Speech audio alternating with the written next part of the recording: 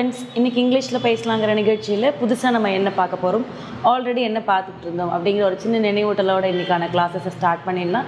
So நம்ம already என்ன பார்த்துட்டு இருந்தோம், அதாவது நம்ம டென்சஸ் காலங்கள்ன்ற விஷயத்தை பார்த்துட்ருக்கோம். ஸோ இந்த காலங்கள் அப்படிங்கிறது நமக்கு எப்படி கொடுத்துட்ருக்கு, நிகழ்காலம், இறந்த காலம், எதிர்காலம். ஸோ அந்த மாதிரி 3 விஷயங்களாக நமக்கு கொடுத்துக்கிட்டே இருக்குது. ஸோ ஒவ்வொரு காலமும் ஒவ்வொரு விஷயத்த நமக்கு சொல்லிக்கிட்டே இருக்குது. ஸோ ஒரு காலங்கள் எடுக்கிறோம் அப்படின்னா அந்த காலத்தை நம்ம எப்படி சொல்கிறோம் அப்படிங்கிறது தான். ஸோ இந்த காலங்கள்லேயே இந்த டென்சஸ்லேயே நமக்கு 12 கைண்ட்ஸ் ஆஃப் டென்சஸ் இருக்குது. இதில் எக்ஸ்க்ளூசிவாக இதை பற்றி பார்க்க போகிறோம் ஃப்யூச்சர் பர்ஃபெக்ட் டென்ஸ் இல்லையா. ஸோ இதுலேயுமே நம்ம அஃபர்மேட்டிவோடு பார்த்துட்ருக்கோம். அஃபர்மேஷன்ஸ் அப்படிங்கிறது லைக் பாசிட்டிவ் சென்டென்சஸ், நெகட்டிவ் சென்டென்சஸ்லாம் நிறையா ப்ராக்டிஸ் எடுத்துட்டோம்.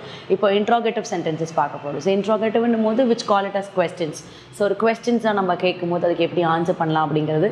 ஸோ என்ன நீங்கள் இம்பரேட்டிவ்ஸ் ஆர் இன்ட்ராகேட்டிவ்ஸ் ஆர் என்ன நீங்கள் அஃபர்மேட்டிவ்ஸ் எழுதினாலுமே so you shall need a action word. அந்த ஆக்ஷன் வேர்ட் தான் உங்களுக்கு என்ன பண்ணும், உங்கள் சென்டென்ஸை வந்து அப்ஸ் அண்ட் டவுன்ஸோடு உங்களுக்கு காட்டும் இல்லையா. அப்படி இருக்கும்போது இன்றைக்கான ரூல், இன்றைக்கான ஆக்ஷன் என்ன, ஸோ அதை எப்படி அப்ளை பண்ணலான்னு சொல்லி தருவாங்க.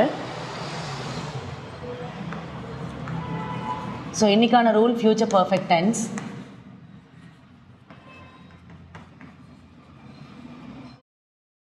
இதில் நம்ம பார்க்க போகிறது interrogative sentences, so which is on question marks.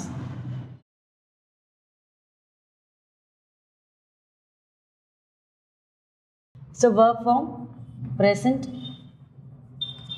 past participle. So என்ன verb form எடுக்க போகிறோம், ஏன்னா இதுதான் நமக்கு ஆக்ஷன் இல்லையா. ஸோ இந்த ஆக்ஷன் தான் நமக்கு கொடுக்கும். ஸோ verb form வந்து finish. ஸோ இதில் வந்து finish பிக்னா முடிக்க. V2 and V3 வரும்போது finished. ஸோ முடிக்க, முடிந்தது. ஸோ இதுதான் verb form. Then subject I, we, you, he, she, they, it. So இதெல்லாமே எனக்கு சப்ஜெக்ட்ஸில் வந்துட்டுருக்கு. அண்ட் ரூல்னும் போது ஃப்யூச்சர் பர்ஃபெக்டோடைய ரூல். ஸோ எப்படின்னு பார்க்கலாம். ஃப்யூச்சர் அப்படிங்கும் போது which includes will or shall plus subject, and perfect வரும்போது have, and V3 வந்து past participle and followed by question mark. நீங்கள் சென்டென்ஸ் எக்ஸ்டெண்ட் பண்ணாலும் எக்ஸ்டெண்ட் பண்ணிக்கலாம். அண்ட் எண்டிங் வந்து நமக்கு question mark கொடுக்கணும், ஏன்னா இன்ட்ராகேட்டிவ் அப்படிங்கிறதால. ஸோ எக்ஸாம்பிள்,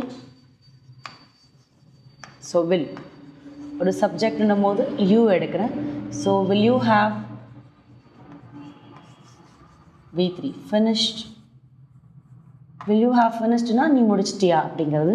ஸோ இதை இன்னும் கம்ப்ளீட் பண்ணால் will you have finished your work or your homework, your task, depends on you. So ஒரு கொஸ்டின் கொடுத்தாச்சு. ஸோ இதுக்கான ஆன்சர் நம்ம எழுதும் போது,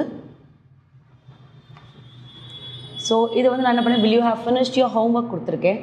இதை நீங்கள் வந்து உன்னுடைய வீட்டு பாடம் முடிச்சிட்டியாங்கிறது, இதை நீங்கள் இன்னும் எக்ஸ்டெண்ட் பண்ணாலும் பண்ணலாம்.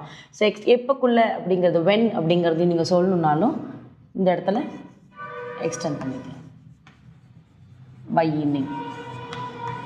ஸோ அப்போ எப்போங்கிறது வந்து மாலை, ஈவினிங் அப்படிங்கிறது குறிக்குது இல்லையா. அப்போது மாலைக்குள் your homework இல்லையா. தென்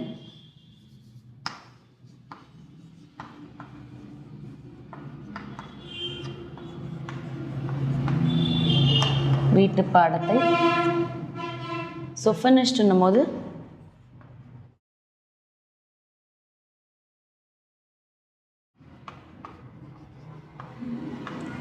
முடித்திருப்பாயா அப்படிங்கிறது. ஸோ மாலைக்குள் உன் வீட்டு பாடத்தை முடித்திருப்பாயா அப்படிங்கிறது கொஸ்டின் மார்க். இதை நீங்கள் வந்து நெகட்டிவில் எழுதணும் அப்படின்னா you will not have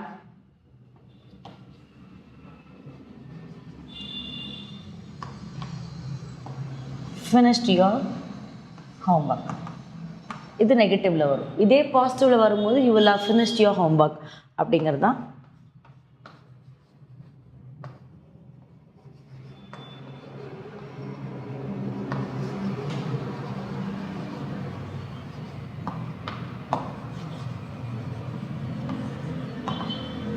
so positive negative அப்படிங்கிறது வந்து நம்ம எழுதக்கூடியது தான். ஸோ பாசிட்டிவில் ஒரு சென்டென்ஸ் அண்ட் நெகட்டிவில் ஒரு சென்டென்ஸ் அண்ட் இன்ட்ராகேட்டிவில் வரக்கூடியது. ஸோ நம்ம எப்படி எழுதுறோம், நம்ம அதுக்கான ஆன்சர் என்ன பண்ணுறோம் அப்படிங்கிறது தான்.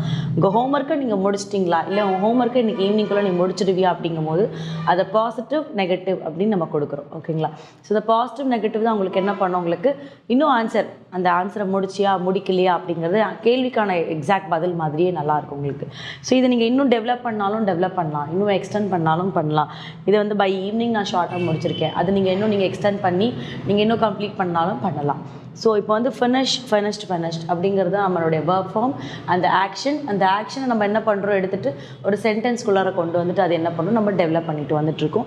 ஸோ இதை நீங்கள் வந்து யூ அப்படிங்கிறது சொல்லணும்னு கிடையாது, நேம் சொல்லியும் சொல்லலாம். சரிங்களா? ஸோ இப்போ நேம் சொல்லி சொல்லும் போது உங்களுக்கு இன்னும் ஈஸியாக இருக்கும். ஸோ இன்றைக்கான verb form finished அப்படிங்கிறத வச்சுட்டு இன்றைக்கான நம்ம சென்டென்ஸ் ஃப்ரேம் பண்ணியிருக்கோம். இதை வச்சுட்டு நீங்களுமே ஒரு 5 to 10 சென்டென்ஸ் ஹோம்ஒர்க் பண்ணுங்கள். அடுத்த கிளாஸில் அடுத்த இன்ட்ரெஸ்டிங்கான சென்டென்ஸோடு உங்களை மீட் பண்ணுறேன். தேங்க்யூ.